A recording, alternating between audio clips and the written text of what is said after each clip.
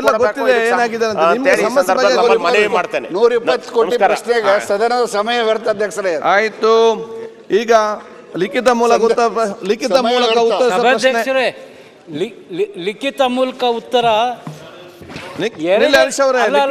ಒಂದ್ ನಿಮಿಷ ದಯವಿಟ್ಟು ಕೇಳಿ. ಸಚಿವ ನೀವು ಮಂಡಿಸಿ. ಅಲ್ಲ ಸಭಾಧ್ಯಕ್ಷರೇ, ನಾನು ಇದು ಒಪ್ಪಲ್ಲ ಸಭಾಧ್ಯಕ್ಷರೇ. 24/7 ಉತ್ತರ ಕೊಟ್ಟಿಲ್ಲ.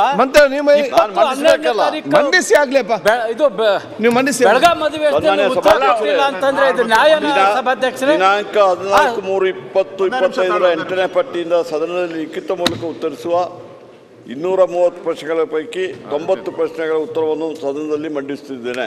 ಈಗ ಒಂದು ಸುನೀಲ್ ಕುಮಾರ್, SR ವಿಶ್ವನಾಥ್,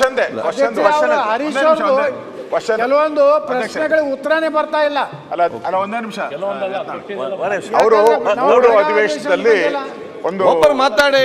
ಇಂಡಸ್ಟ್ರಿ 6 ಅವ್ರು ಕೂತ್ಕೊಂಡು ಸೀನಿಯರ್ ಮೆಂಬರ್. ಇಂಡಸ್ಟ್ರಿ 6 ಸಂಬಂಧಪಟ್ಟಂತೆ 3 ಅಧಿವೇಶನದಲ್ಲಿ ಒಂದು ಕ್ವಶನ್ ಹಾಕಿದ್ದಾರೆ.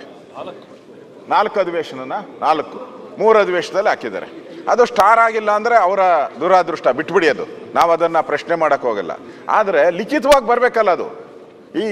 ಈ ಒಂದು ಅಸೆಂಬ್ಲಿಗೆ, ಈ ಪ್ರಜಾಪ್ರಭುತ್ವದ ದೇಗುಲಕ್ಕೆ ಅಧಿಕಾರ ಇದೆಯಲ್ಲ, ಇದನ್ನ ಯಾರು ತಡಿತಾ ಇದ್ದಾರೆ, ಯಾಕೆ ತಡಿತಾ ಇದ್ದಾರೆ? ಒಂದೇ ಪ್ರಶ್ನೆ 3 ಅಧಿವೇಶನದಲ್ಲೂ ಬರ್ತಾನೆ ಇಲ್ಲ ಉತ್ತರನೇ. ಲಿಖಿತವಾಗೂ ಕೊಡ್ಲಿ, ನಾವೇನೋ ಸ್ಟಾರ್ ಆಗ್ಬೇಕು ಅಂತೆಲ್ಲ, ಲಿಖಿತವಾಗೂ ಬರ್ತಾ ಇಲ್ಲ. ಯಾರು ಕೈವಾಡ ಇದ್ದಾರೆ ಇದ್ರಲ್ಲಿ? ತಮ್ಮ ಆಫೀಸ್, ಸಭಾಧ್ಯಕ್ಷರೇ ತಾವು ಸುಪ್ರೀಂ ಇಲ್ಲಿ, ನಿಮ್ಮ ಆಫೀಸಲ್ಲಿ ಯಾರು ಅದನ್ನ ತಡಿತಾ ಇದ್ದಾರೆ? ಯಾರ ಅಧಿಕಾರಿಗಳು? ದಯವಿಟ್ಟು ಸಭೆಗೆ ತಿಳಿಸ್ಬೇಕು. ಸಭಾಧ್ಯಕ್ಷರೇ ಮಾತಾಡ್ತಾರೆ.